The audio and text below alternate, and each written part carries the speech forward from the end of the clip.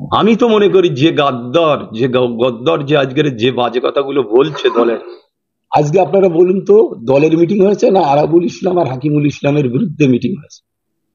দলের সাংগঠনিক মিটিং কোনো কোনো বক্তব্য রেখেছে কোনো নেতা?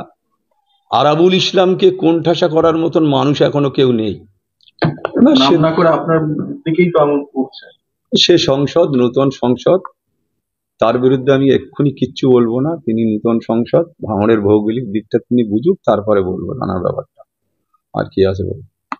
ভাঙড়ের রাজনৈতিক কর্মী সভায় উপস্থিত সাংসদ যেখানে আপনার উপস্থিত নেই, তাহলে কি আপনাকে আমন্ত্রণ করা হয়নি? না, সেটা তো দলের পরিস্থিতির কথা আপনারা সবাই জানেন, যে এখানে একজন হারমাত তিনি দাবি করছে যে ভাঙড় আমার সব। একজনকে অবজারভার করেছে, একজনকে কনভেনার করেছে। যদি তিনি অবজারভার থাকতে পারে তাহলে কনভেনার তো থাকতে পারবেই। কনভেনার তো এখনো দল কোনোভাবে সিদ্ধান্ত নেয়নি। সে হারমাত, সে তার মতো করে, সে নিজের মতো করে দলটাকে একটা, এর আগে আমি, নান্নু, ওইদুল, আমরা তিনজনা দলের অনেক ভুল ত্রুটি থাকতো, তখন আমাদের একটা লড়াই ছিল। কিন্তু এখন যিনি যে হারমাত 2008 সালে 9 সালে মমতা বন্দ্যোপাধ্যায়কে নিয়ে যেদিন জীবনতলায় মিটিং করি, তার লোকেরা, সে নেতৃত্ব দিয়েছে মমতা বন্দ্যোপাধ্যায়কে গুলি করা। সেদিন আমি মমতাদির পাশে ছিলাম, আমি মমতা বন্দ্যোপাধ্যায়ের একদম পাশে, আমি ছুটে এসেছি দিদির পাশে, যে আপনি গাড়িতে উঠুন, এখানে ওরা, এই হারমাত এখানে আছে, এরা গুলি চালাবে। সেই আরাবুল ইসলামকে যদি কেউ বলে চিনি না, জানি না, বা আরাবুল ইসলাম কে, আমি তো মনে করি যে গাদ্দার যে গদ্দার যে আজকের যে বাজে কথাগুলো বলছে দলের, আজকে আপনারা বলুন তো, দলের মিটিং হয়েছে না আরাবুল ইসলাম আর হাকিমুল ইসলামের বিরুদ্ধে মিটিং হয়েছে? দলের সাংগঠনিক মিটিং কোনো কোনো বক্তব্য রেখেছে কোনো নেতা? যে আজকের দলের সাংগঠনিক পরিকাঠামো নিয়ে মিটিং, বা দলের সার্বিক উন্নয়ন নিয়ে মিটিং, বা দলের কিভাবে দলটা এগোচ্ছে এখানে সেই নিয়ে মিটিং, শুধু এখানে আমাদের দুই বাপুর বিরুদ্ধে বলার জন্য এই হারমাতরা আজকে এখানে কিছু নেতৃত্ব এনে আরাবুল হাকিমুল ইসলামের বিরুদ্ধে বলানো হয়েছে। ফেসবুকে আপনার কর্মীরা বা আপনার সমর্থকরা ফেসবুকে লাফালাফি করছে, এই শওকত মোল্লা। ফেসবুক যদি শওকত মোল্লার লোকেরা লাফালাফি করে, আরাবুলের লোকেরা করবে না? আরাবুল কি ভাঙড় থেকে মুছে গেছে? যিনি কাল কটাক্ষ করেছেন, আরাবুল কে? আরাবুল অমুক, আরাবুল তমুক, সে আরাবুলের হাত ধরে ভাঙড়ে এসছে। সে যদি এই ধরনের কথা বলে, আমি তো মনে করি ওনার জবাবটা ভাঙড়ের মাটিতে আগামী দিন মানুষ দেবে, ওনার মুখে ঝামা বসা দেবে ভাঙড়ের মানুষ। একটা 8 বছরের বাচ্চা আজ যদি আপনারা জিজ্ঞেস করেন আরাবুল ইসলাম কে, সে বলে দিতে পারে। আর একটা 64 বছরের পাগলা, সে যদি বলে যে আরাবুল কে, আরাবুল অমুক, আরাবুল তমুক, তাহলে তার বোঝা উচিত যে সে কতটা জ্ঞান হারিয়েছে আর কতটা আরাবুল নিয়ে মানে পাগলের মতন করে বেড়াচ্ছে, সেটা ভাঙড়ের মানুষ বুঝতে পারছে। সাপুজি বসে ভাঙড়ের রাজনীতি চলবে না, মন্তব্য শওকত মোল্লার। সাপুজিতে আমি রাজনীতি করি না, কর্মীরা যাচ্ছে, দেখাশুনো করছে। আমি তো এখনো, আমার কন্ডিশন আছে বলে আমি এখনো তো রাজনীতি মঞ্চে নামিনি বলেই, সাপুজিতে শয়ে শয়ে লোক যাচ্ছে বলি আজকে এই হারমাত সে পাগল হয়ে গেছে। এই হারমাতের আমি আবার বলছি যে ভাঙড়ের মানুষ অত্যন্ত সৎ, অত্যন্ত সংগ্রামী, অত্যন্ত লড়াই করার মতো মানুষ। আর ভাঙড়ের মানুষ আরাবুল ইসলামের, যে আরাবুল ইসলাম, তাদের ভাঙড়ের মানুষের অন্তরে আছে, ছোট ছোট বাচ্চাদের অন্তরে আছে। আরাবুল ইসলাম ভাঙড়ে 98 সাল নয়, আমি 84 সাল থেকে দিদি মমতা বন্দ্যোপাধ্যায় আরাবুল ইসলামকে চেনে। খালে চুবিয়ে চুবিয়ে মেরে ফেলে দেবো। আসতে আরাবুল আসতে বলো, কন্ডিশন কেটে গেলে আসতে বলো, ওর কত দম আছে সেটা আমরা তৃণমূল কর্মীরা বুঝিয়ে দেবো। শওকত মোল্লা ছাড়া কেন কোনো কথা হবে না। আর ও কি বলছে 10 মিনিটই মাঠ ফাঁকা করে দেবে? আমি করতে পারি না। আমার ভাঙড়ে যেসব ছেলেরা আছে, আমি বললে 10 মিনিটে এইসব বাবুরা কোনো জায়গা থেকে আর বেরোতে পারবে না। আমি মিডিয়ার সামনে বলছি, 10 বছর আসুক, আমাদের কাছে আসতে বলো। 10 মিনিটকে 10 বছর টাইম দিলাম, ওর মতন আরাবুলের এই খালে চুবিয়ে চুবিয়ে মেরে ফেলে দেবো। এটা আমি দায়িত্ব নিয়ে বলছি। শওকত মোল্লার পিছনে লেগেছে, ও আগামী দিন আমরা ওপারে নেতৃত্বদের জানিয়েছি, আমরা লিখিতভাবে অভিযোগ করছি যে আমাদের নেতা দিদিমণি এবং অভিষেক ব্যানার্জি যাকে দায়িত্ব দিয়েছে তার নামে বাজে কথা বলছে। সেটা বিধায়ক, সে রাজ্যের সাধারণ সম্পাদক, পার্টির নামে উল্টোপাল্টা বলছে। আমরা সবাই, আমরা সমিতির মেম্বার, পঞ্চায়েত প্রধান সবাই মিলে আমরা ওপরে লিখিত দেবো, এই আরাবুল, এই গাদ্দার, এই বেঈমান, এই তোলাবাজের বিরুদ্ধে আমরা বিচার চাই। আর আরাবুল তাহলে কি এক সময় তাজা নেতা ছিল, এখন কি আপনাদের কাছে বোঝা নেতা হয়ে আছে, বোঝা নেতা হয়ে গেছে? বোঝার থেকে খারাপ কিছু আছে? তুমি যে মিডিয়া করছো, সারা জীবন তোমার সন্তান মিডিয়া করবে? এই তার কর্ম ভালো থাকা করবে? তুমি ঘুষ খাবে, টাকা নেবে। আচ্ছা, ওই বিডিও অফিসটা গিয়ে সবসময় পান? এই ভিতরে ঘরে বসে থাকে, কেটা কখন আসছে মাল নিয়ে, টাকা নিয়ে। আর শওকত মোল্লার একটা তোলাবাজি দেখান, যদি আপনারা মিডিয়া ভাইরা প্রমাণ করতে পারেন যে কোনো ব্যক্তির কাছ থেকে 10 টাকা নিয়েছে, তা আমি দায়িত্ব নিয়ে বলছি আপনাদের সামনে এই গলাটা কেটে দেবো।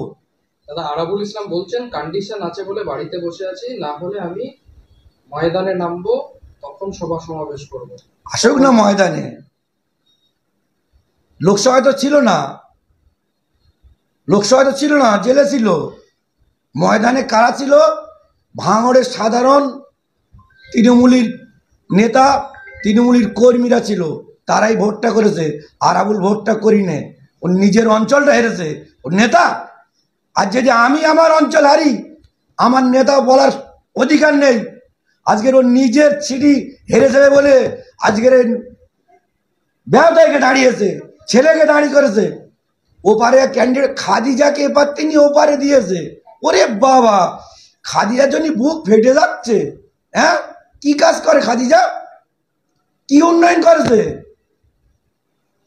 আরাবুল ইসলামের দাবি, ভাঙড়ের 90% মানুষের হৃদয়ে আরাবুল ইসলাম আছে।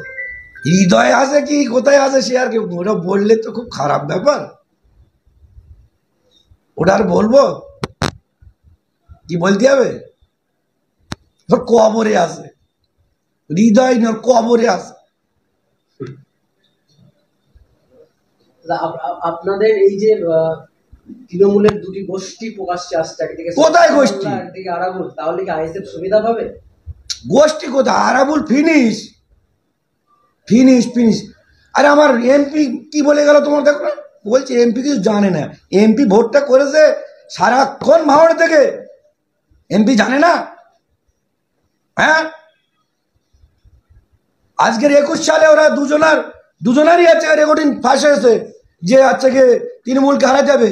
এই লোকসভায় খাদিজা নিজে তার রেকর্ডিং আছে, নিজে বলেছে সেখানে আমি ছিলাম, মহাসিম ছিল, রিন্টু ছিল, এমএলএ একজনের ফোন থেকে ওর ফোন করছে, ও বলছে পার্টির মধ্যে থেকে শেষ করতে হবে। খাদিজা ও কি করে? কি করে? সারা লোকের জমি ঘটবুকির কুমড়াটা দেয়, দখল করে ঘিরে নিচ্ছে। কি চলি? আরে বলদা চমকানো, আসতে আরো বলে আসতে বলো, কন্ডিশন কেটে গেলে আসতে বলো। ওর কত দম আছে সেটা আমরা তৃণমূলী কর্মীরা বুঝিয়ে দেবো। আইএসএফ তো পরের কথা। আরাবুল এই পার্টিতে আমরা 1 পয়সা দাম দিই না, আগামী দিন দেবো না। শওকত মোল্লার নেতৃত্বে ভাঙড় টকবক করে ফুটছে, আগামী দিন ফুটবে। শওকত মোল্লা ওর মতন তোলাবাজ না। আমি তো এখনো প্রকাশ্যে বলছি, শওকত মোল্লার বিরুদ্ধে যদি একটা প্রধান, উপপ্রধান, মহিলা সমিতির মেম্বার একটা যদি দুর্নীতি দেখা যায়, আমি নিজে গলা কেটে দেবো। হ্যাঁ, মুখ্যমন্ত্রীর তো কাজ কাম নেই, আর বললে পড়ে রয়েছে, ওর চোরের জন্যই পড়ে রয়েছে। হ্যাঁ, অভিষেক ব্যানার্জির তো কাজ কাম নেই, উনি হুকুম করবে, তার না প্রশ্ন উত্তর দেবে। কত জোরের লিডার,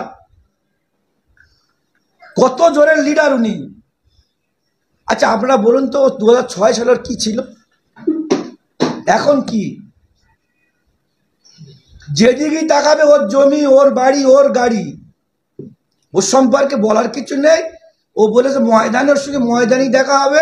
শুনুন, ও এখন আইএসএফ এর কিছু কিছু লোকলে সাপুজি বৈঠক করছে। খুব তাড়াতাড়ি আজকের মিডিয়ার সামনে বলে দিচ্ছি, খুব তাড়াতাড়ি এমনি তৃণমূলই পচে গিয়েছে, আইএসএফ এ যাওয়ার জন্য তৈরি আছে, ঝান্ডাটা খুব তাড়াতাড়ি ধরবে, আরও আইএসএফ খেয়ে যাবে। পুরো ক্লিক করে আমাকে বসানো হয়েছিল। আপনি তো একসময় রাজনীতি করেছেন আরাবুল ইসলামের হাত ধরে। যখন রাজনীতি যত টাকা দিতে পেরেছি তখন ওর কাছে মহান নেতা ছিলাম, এখন টাকা দিতে পারিনি, ওর কাছে আর নেতা নেই। আপনি তো টিকিট পাননি এবারে। টিকিট পাইনি কো, দলের সিদ্ধান্ত করেছে এবং আরাবুল এবং হাকিমুল এদের দুই বাপ বেটার নেতৃত্বে পুরো ক্লিক করে আমাকে বসানো হয়েছিল। সগাতবার নির্দেশেই চলতে হবে, ভোটের সাথে তো দরকার নেই, কর্মীদের ঐক্যবদ্ধ রাখার জন্যই আমাদের কর্মী সভা। মোদাস্সের হোসেন তো একসময় হারিয়ে গিয়েছিল, আবার কি ময়দানে ফিরেছে? আমরা মাঠে ময়দানে সবসময় ছিলাম, পুরো ক্লিক করে আমাকে বসানো হয়েছিল। ভাঙড়ের তৃণমূল নেতা, ভাঙড় 2 পঞ্চায়েত সমিতির সভাপতি আরাবুল ইসলাম, আরাবুল ইসলামকে ছাড়াই এত বড় মিটিং কি বলবেন দাদা? আরাবুল ইসলামকে ছাড়াই এত বড় মিটিং কি বলবেন? পুরো ক্লিক করে আমাকে বসানো হয়েছিল। বলেছি তো এই মিটিংয়ে, এই কর্মী সভায় এই তোলাবাজার নাম করো না, আমরা সুস্থভাবে যাচ্ছি, আমাদের সুস্থভাবে যাবার সুযোগ করে দাও। হ্যাঁ, আরাবুলকে বলছি তোলাবাজ। কেন আরাবুল কি তোলাবাজি করেছে? ওটা আবার যখন সাংবাদিক সম্মেলন করবো সেই সময় প্রুফ সহ বলে দেবো। পুরো ক্লিক করে আমাকে বসানো হয়েছিল। আমাদের বিধায়ক ছিলেন তিনি, আর আজকে আপনি তাকে তোলাবাজ বলছেন? একদম বলিস তো, এই কর্মী সভায় ওর নাম করো না, ও একটা তোলাবাজ, ফেরেববাজ, দুই বাপ বেটাই মিলে তোলাবাজি করে, ওদের নাম এখানে না করাই ভালো। পুরো ক্লিক করে আমাকে বসানো হয়েছিল।